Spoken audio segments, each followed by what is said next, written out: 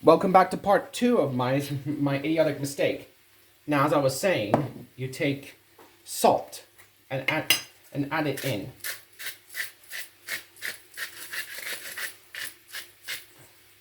Just a few turns. Next, add a bit of pepper.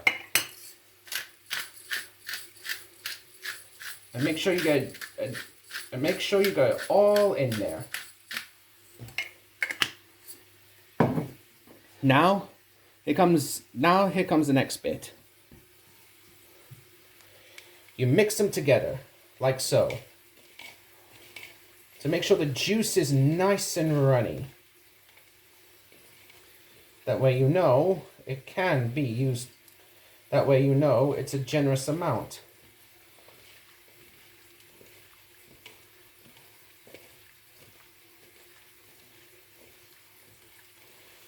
As you can see, it's clumping up quite nicely.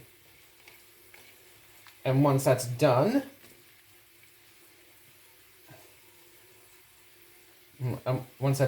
there's another method to try this. It's using a wooden spoon. Then afterwards, you go ahead and wash your hands.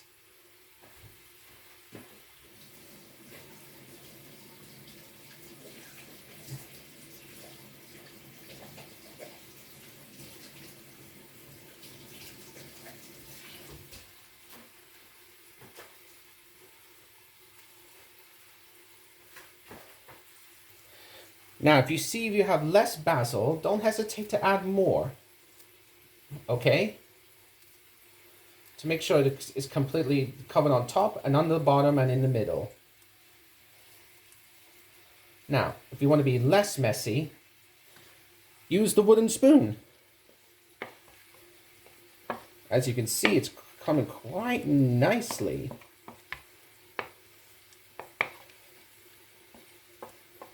And that's how you make a traditional bruschetta topping. Next, there's 4 methods to use the sourdough bread. 4 methods. Let me show you one of them. One method to try is with the traditional grill. But since we don't have any grill, there's a substitute option. Use a skillet. Use a skillet for 2 to 3 minutes, tops. Next is the oven itself. That's the second option you can try. Third is the toaster, just above it. And fourth and finally, the air fryer. Now I'm going to show you how to use these properly. Now you leave it to.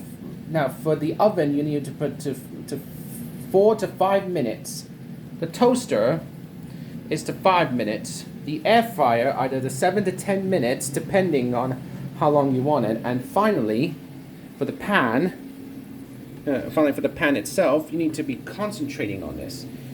After 2 to 3 minutes, you switch it. Once it's nice and crispy on one side. Alright, see you soon. Another tip to try is this. If you don't want to get your hands burned, use a spatula. That way you can have everything under control.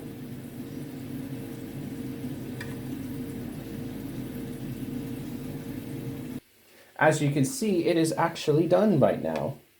Now I'm going to show you how to put it all together. First, get your toasted. This one is made in the toaster. And just rub the garlic on top.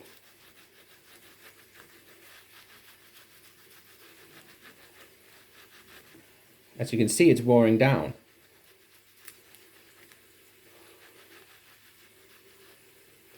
Then once you get a generous amount, you pick up this big, nice generous amount of tomatoes and basil and and garlic as well.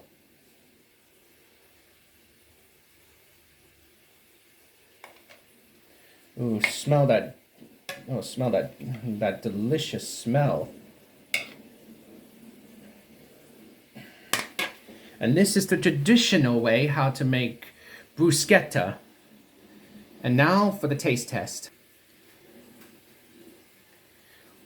Buon appetito.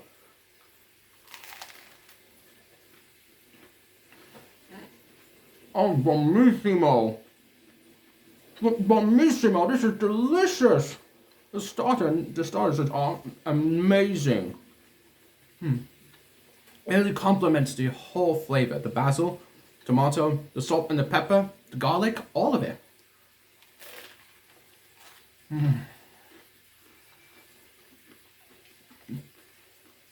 And they're right about being versatile.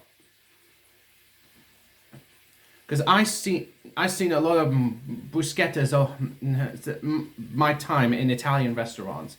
One is the original. One actually uses aubergines and herbs. Another one is actually a dessert bruschetta. Use substitute tomato. Use the same color, but they use tomato, apple peel, apple peel, a tiny amounts of apple chunks, and spread chocolate sauce all over the top. Either a sourdough or a baguette. Still, it's fantastic.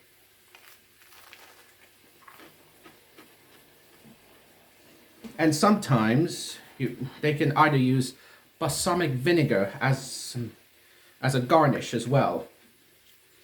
Just remember not to pour so much. Just a splash, just a few splashes is all it takes. There we go.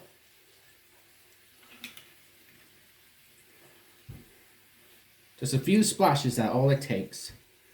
Now, to see if the flavor deepens.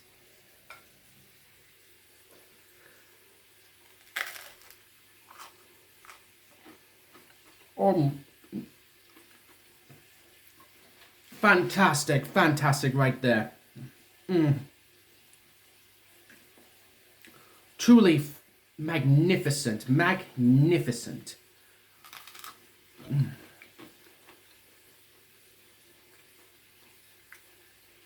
And once this is done, I'm gonna show you my personal favorite bruschetta. Now let me teach you how to make my favorite bruschetta. First, you get a bowl of mozzarella, and afterwards you just cut it. And cut it until they become diamonds, oval shapes. You know? I actually seen one person do this. It was amazing. But unfortunately they done it with a pizza, not a bruschetta anyway. Once that's freshly cut, it doesn't matter if it's shredded or not. Then comes the next bit. You put the mozzarella on top, but if you see if it's too thick, don't hesitate to give it a nice thin down. As you can see, it's done. Sometimes it could be too much, sometimes it could be too little. Next, we pop it straight into the air fryer. And while that's working, always remember to always wash your dishes. Because you never know when you want to start the cooking again. It's all about hygiene. Remember that.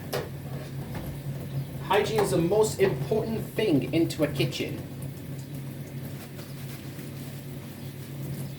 Without hygiene, you get a lot of your customers are going to get sick. or you yourself or your family get sick. Okay? As you can see, I used melted mozzarella. Then afterwards, I put some shredded Parmigiano Reggiano on top.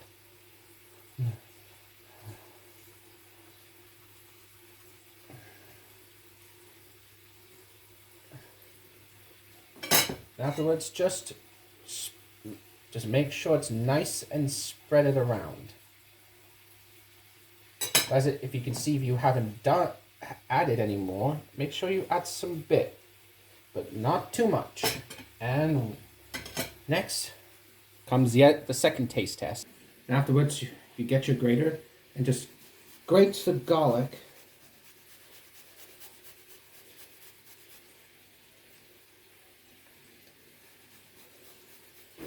With the garlic on top.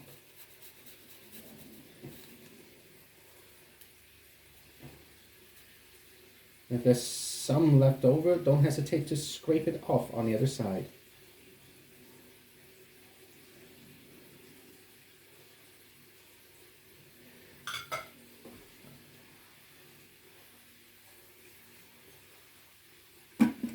Next,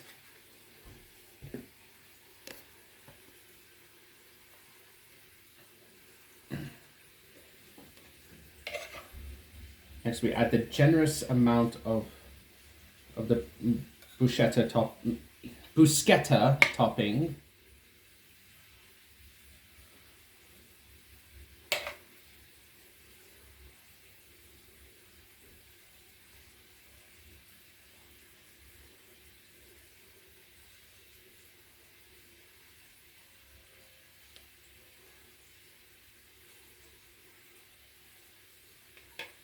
Then on top, add balsamic vinegar, just a generous amount of splashing until it gets enough on top, and voila! This is my personal favorite bruschetta, and now time for the taste test, and then look at how nice this is.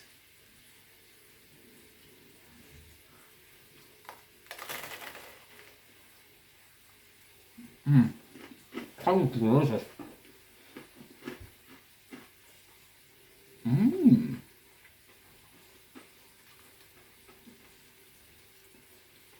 Fantastic. You should really give it a try. It has all the Italian ingredients right there.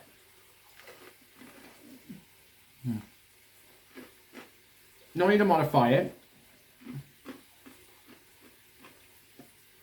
And you can find the same ingredients. If you found in either pizza or salad. I have to admit, this is an excellent starter.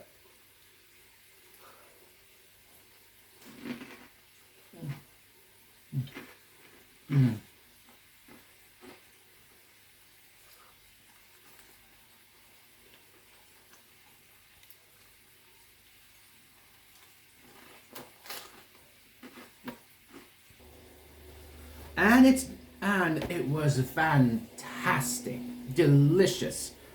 It was 2 thumbs up. I mean it. 5 star out of 5 stars delicious. Now, salt and pepper are optional if you want to. But those